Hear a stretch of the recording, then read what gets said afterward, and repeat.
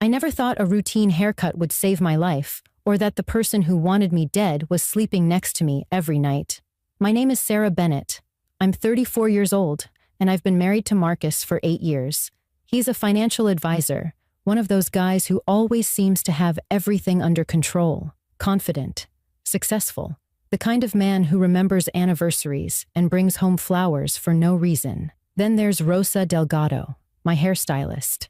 She's in her mid-40s, runs a small salon in downtown Portland, and over the past 3 years, she's become more than just the person who cuts my hair. She's become someone I trust. It was a regular Tuesday afternoon when I walked into Rosa's salon. Nothing felt different. I needed a trim before Marcus and I left for our anniversary trip to Hawaii. I sat in her chair, and we talked about the usual stuff: work, life, the vacation I was excited about. When I finished paying and grabbed my coat, Rosa moved closer. She pressed something into my pocket, a piece of paper, folded tight. Her voice dropped to a whisper. "Don't open it here. Wait until you're home. Alone." My heart stopped. I looked at her face, searching for answers, but all I saw was fear in her eyes. She glanced toward the door like someone might walk in any second. I nodded. I didn't know what else to do. I walked out of that salon with my stomach in knots, my hand gripping that piece of paper through my coat pocket like it was a bomb. Before we go any further, hit that subscribe button and drop a comment telling me where you're watching from. I read every single one. Let me back up and tell you about my life before that note. From the outside, everything looked perfect. Marcus and I lived in a nice house in the suburbs. White picket fence, 2-car garage, the whole dream. I worked as a marketing consultant, and he had his own practice managing investments for wealthy clients. We met 9 years ago at a charity fundraiser. He was charming, made me laugh, and from our first conversation, he made me feel like I was the only person in the room. We got married a year later. For the first few years, things were great. We traveled, we talked about starting a family, we built a life together. He was supportive of my career, always asking about my projects, always interested. I thought I'd found my person. But about 6 months ago, things started to shift. Marcus began working late, a lot. He'd come home after 9, sometimes 10 at night, looking exhausted. When I asked about it, he'd kiss my forehead and say he was closing big deals, that it would all be worth it soon. Around the same time, he started this new routine. Every night before bed, he'd make me herbal tea. He said it was for my stress, that I seemed tired and needed to relax more. It was sweet, really. He'd bring it to me on the couch, sit with me while I drank it, ask about my day. But then I started feeling sick. At first, it was just fatigue. I'd wake up exhausted, even after 8 hours of sleep. Then came the nausea. I couldn't keep food down some mornings. My stomach felt like it was constantly churning. I lost weight, almost 15 pounds in 2 months.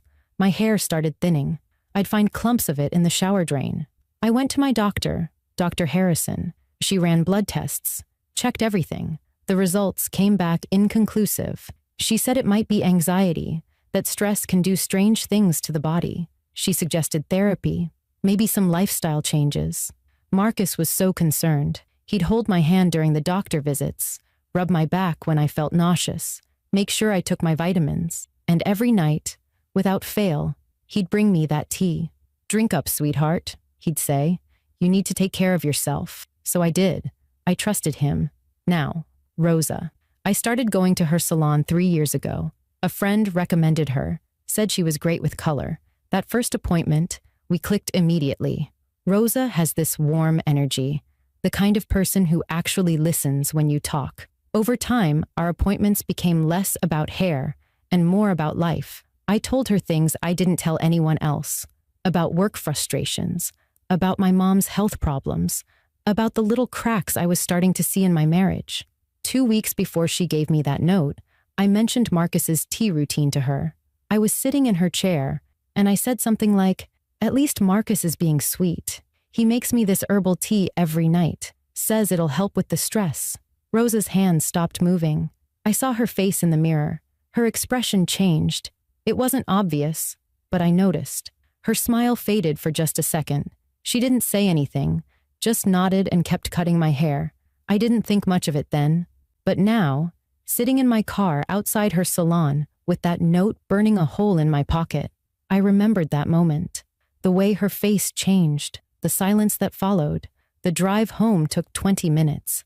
It felt like 20 hours. My hands were shaking on the steering wheel. I kept reaching for the note, then stopping myself. Rosa said to wait until I was home. Alone. There had to be a reason for that.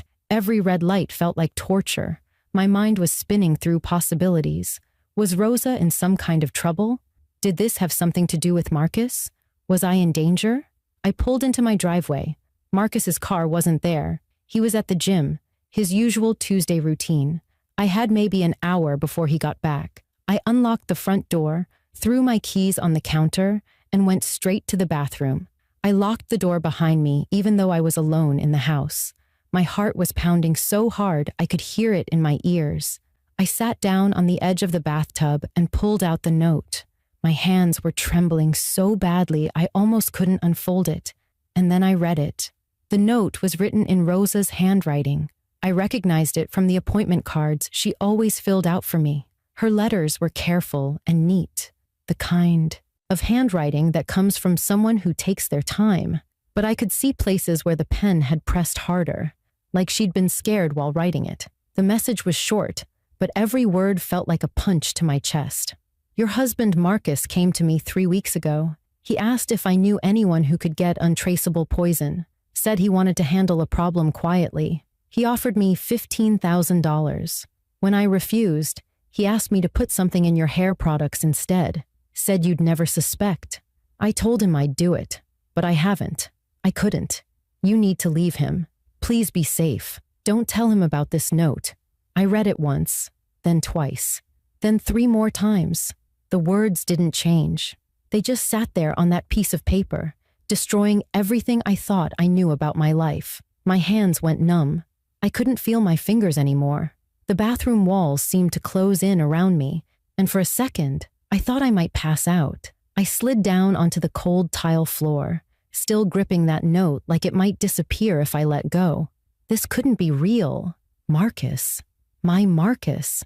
The man who brought me coffee in bed every Sunday morning, who planned surprise date nights and remembered my favorite flowers, who cried at our wedding because he said he couldn't believe how lucky he was.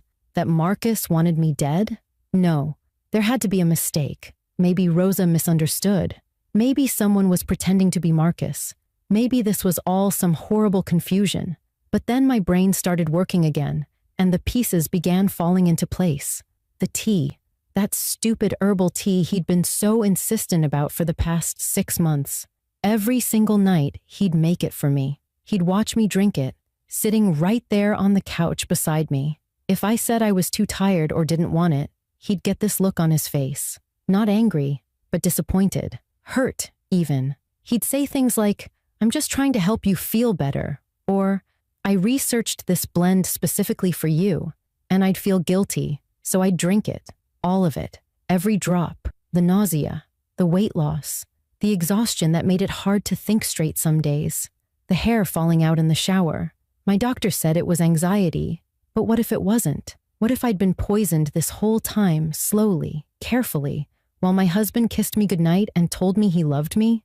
I pulled out my phone with shaking hands and typed in the search bar. Slow poisoning symptoms. The results loaded, and my stomach dropped. Fatigue. Check. Digestive problems and nausea. Check. Unexplained weight loss. Check. Hair thinning. Check. Confusion and difficulty concentrating. Check. Every single symptom I'd been experiencing for months was right there on the screen. I stood up so fast I got dizzy. I ran to the kitchen and started digging through the trash. There it was, the empty box from the tea Marcus had been making me. Some organic blend with a name I couldn't even pronounce. The brand was something I'd never heard of. I looked it up on my phone. The company didn't exist. The website was gone. There were no reviews, no social media presence, nothing. It was like the tea had been made specifically to disappear without a trace. My chest felt tight. I couldn't breathe right. This was real. This was actually happening. My husband had been trying to kill me, and I'd been letting him do it. I'd been drinking poison and thanking him for taking care of me. Then I remembered something else. A few months ago, Marcus had suddenly become very interested in updating our life insurance policies. He said we needed better coverage, that we were getting older and should be responsible. I'd signed the papers without really reading them. I trusted him. He was a financial advisor. This was his job. But now I needed to know what I'd signed. I found the policy documents in his office filing cabinet. My life insurance was $800,000. Marcus was the sole beneficiary. 800,000 reasons for him to want me dead. I heard the garage door open. Marcus was home from the gym. I could hear him walking through the house, his gym bag hitting the floor in the hallway. "Honey, I'm home." His voice was cheerful, normal, like he hadn't just spent the last 6 months slowly murdering me. "I'll make your tea." I shoved the note deep into my jeans pocket, closed the filing cabinet as quietly as I could, and forced myself to walk into the kitchen. I had to act normal. I had to pretend everything was fine, because if he knew that I knew, I didn't know what he'd do. Maybe he'd speed up the plan. Maybe he'd find another way. I couldn't let him see the terror on my face. So I smiled. It felt like my face was cracking apart, but I smiled. "Hey babe, how was the gym?" That night was the longest night of my life. Marcus made the tea just like he always did. I watched him move around the kitchen, boiling the water, dropping in the tea bag, adding a little honey the way I liked it. He was humming. Actually, humming like this was just another normal Tuesday evening. He brought the mug over to me on the couch, kissed the top of my head, and sat down next to me. "Drink up, sweetheart. You look tired." His hand rubbed my shoulder gently, and I wanted to scream. I wanted to throw the mug in his face and run, but instead, I lifted it to my lips and pretended to sip. I made a small sound like I was swallowing, but I didn't let any of the liquid touch my mouth. When he looked away to grab the TV remote, I lowered the mug quickly. For the next hour, I sat there pretending to drink that tea while we watched some show I couldn't even focus on. Every few minutes, I'd lift the mug and fake another sip. My heart was racing so fast I thought he'd hear it. When he finally got up to use the bathroom, I ran to the kitchen sink and poured the whole thing down the drain, running the water to wash away any trace. Then I rinsed the mug and put it in the dishwasher like I always did. When Marcus came back, I yawned and said I was exhausted, that I was going to bed early. He smiled at me, that same loving smile I'd fallen for 9 years ago, and said, "Sleep well, my love." I didn't sleep at all that night. I lay in bed next to him, listening to him breathe, watching the rise and fall of his chest in the darkness. This man sleeping peacefully beside me had been trying to kill me. The thought kept repeating in my head like a nightmare I couldn't wake up from. How long had he been planning this? Had he ever really loved me? Or was I always just a payday waiting to happen? I stared at the ceiling until the sun came up, making plans. The next morning, after Marcus left for work, I became a detective in my own home. I went straight to his laptop. He kept it password protected, but I knew the code. It was our wedding date. The irony made me sick. I opened his browser history and started scrolling back through the past few months. What I found made my blood run cold. 4 months ago, he'd searched for untraceable poisons. Then, how to make death look natural.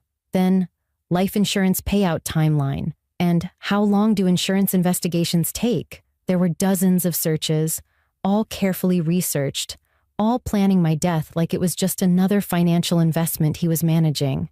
I kept digging. In his email, I found messages to someone named Jay.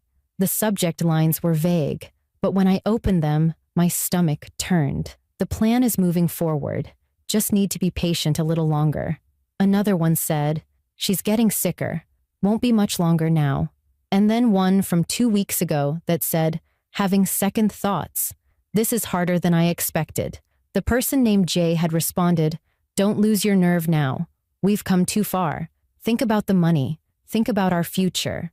Our future. He was planning a future with someone else, and I was the obstacle that needed to be removed. I took photos of everything with my phone.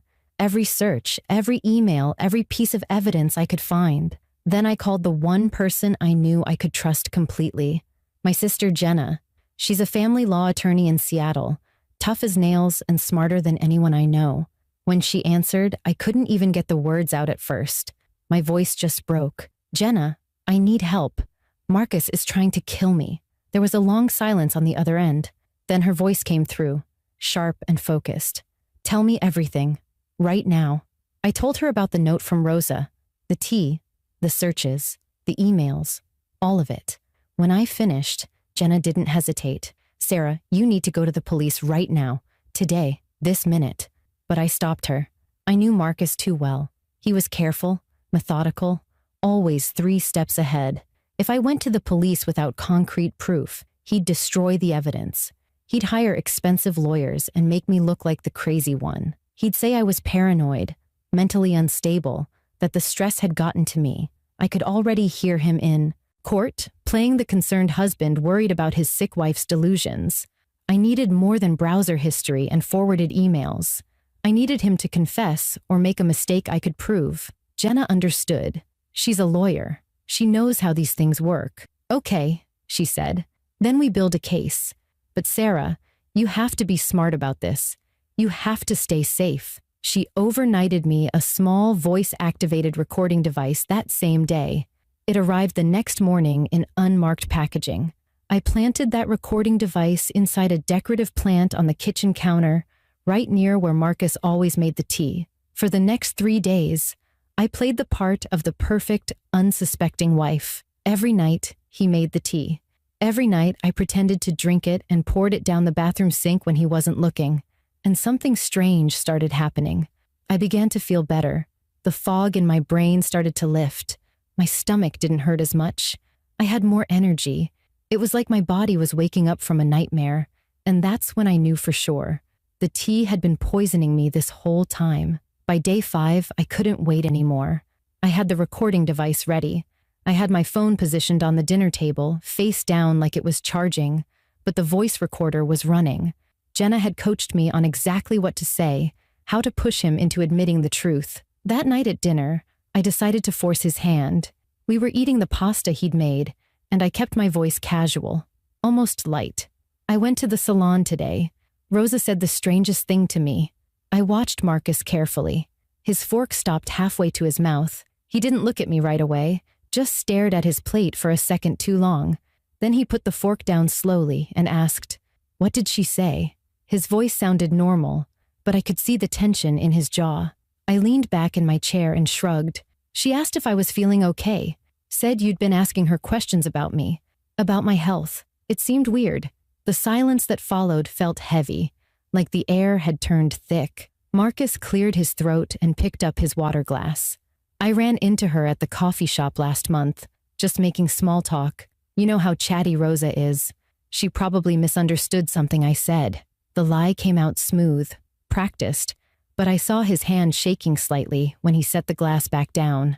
I leaned forward, looking him straight in the eyes. That's funny, Marcus, because she seemed really concerned. Actually, she seemed scared. Is there something you want to tell me? The words hung between us. He stared at me for what felt like forever, and I could see something shifting in his face. The mask was cracking. Then, something I didn't expect happened. Marcus started crying. Not fake tears, but real gut-wrenching sobs.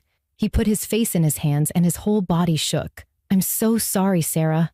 I'm so sorry. My heart was pounding. I didn't move. I just sat there, waiting.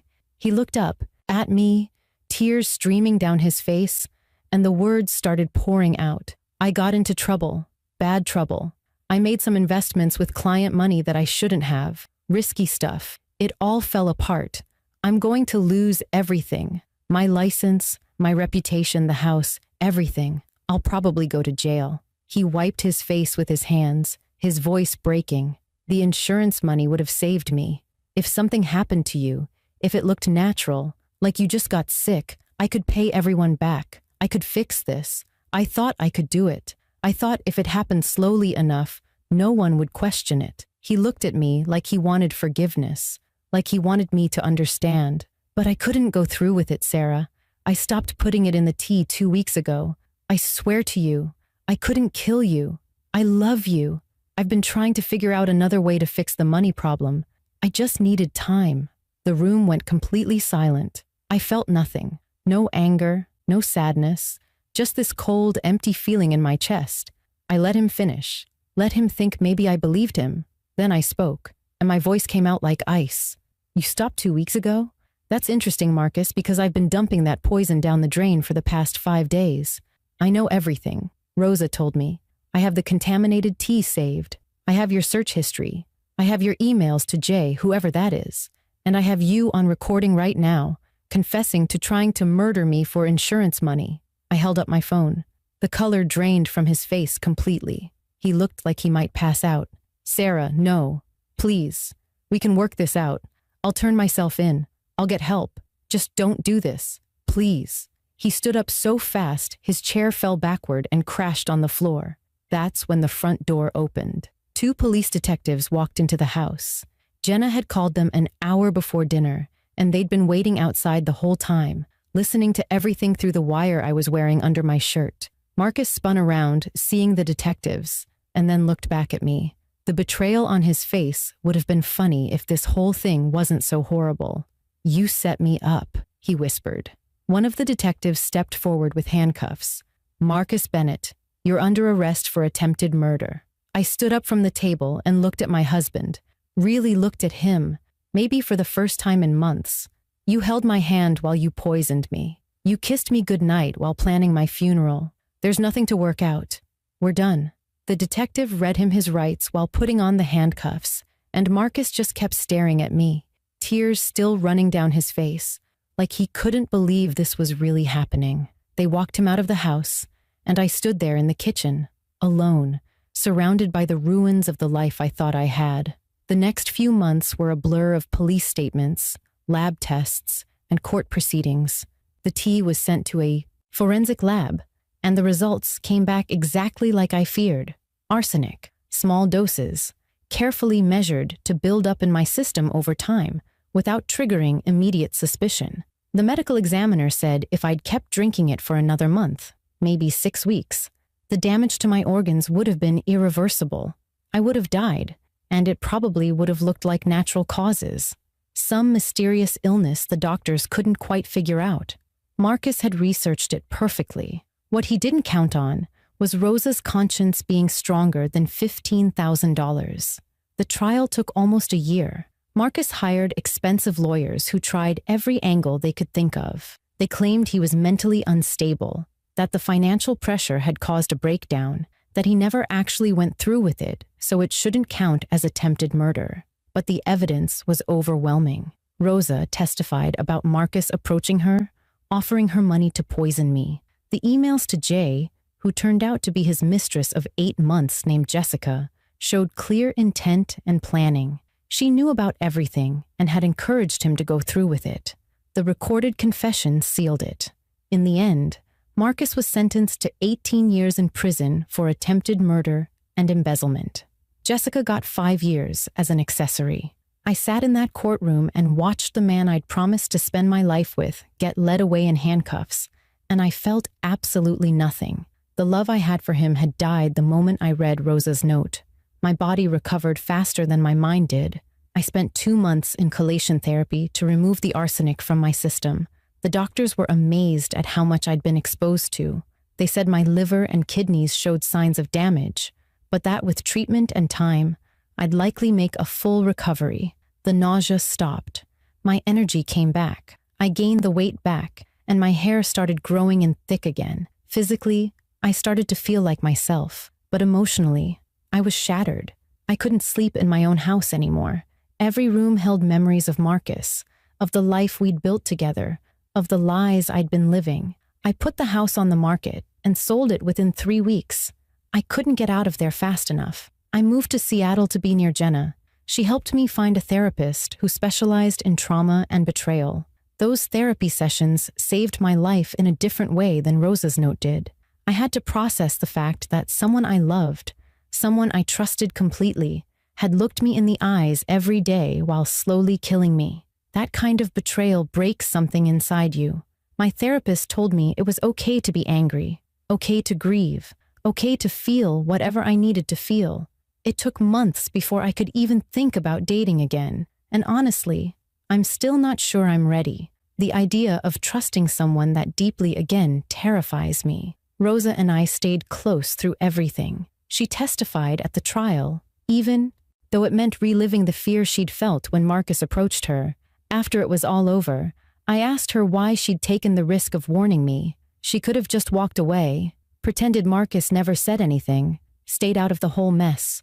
Rosa looked at me with those kind eyes and said, "I have a daughter your age."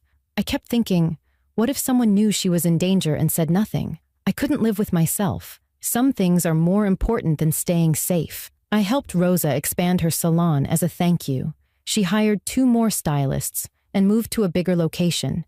We still meet for coffee every week. She's not just my hairstylist anymore. She's family. Starting over in Seattle was hard, but it was also freeing. I launched my own marketing consultancy and threw myself into work. I made new friends who didn't know my story, who just knew me as Sarah, not as the woman whose husband tried to kill her. Slowly, I started to feel like myself again. Not the same person I was before. I'll never be her again, but someone stronger. Someone who doesn't ignore red flags or dismiss gut feelings. Someone who knows that evil doesn't always look like a monster in the dark. If you've made it this far in my story, do me a favor. Hit that subscribe button and drop a comment telling me where you're watching from. Your support means everything to me. Looking back now, I can see the signs I missed. The way Marcus isolated me from friends over the years, always with reasonable excuses. The way he controlled our finances even though I made good money. The way he'd get upset if I questioned him about anything. I'd written it all off as normal marriage stuff. Little compromises you make when you love someone. But they weren't compromises. They were control. And that control almost killed me. I keep Rosa's note framed on my wall in my apartment, not because I want to remember Marcus or what he did, but because I want to remember what Rosa did. In a world where it's easier to look the other way, to not get involved, to protect yourself first, she chose differently. She chose courage. She chose to save a life even though it could have put her own at risk. That piece of paper represents everything good that still exists in people. The lesson I learned isn't just about trusting the wrong person. It's about trusting the right ones. It's about listening when someone tells you they're concerned. It's about believing people when they show you who they really are, even when it hurts. Marcus showed me who he was in 100 small ways before he ever put poison in my tea. I just didn't want to see it. I wanted to believe in the fairy tale, in the perfect marriage, in the happy ending.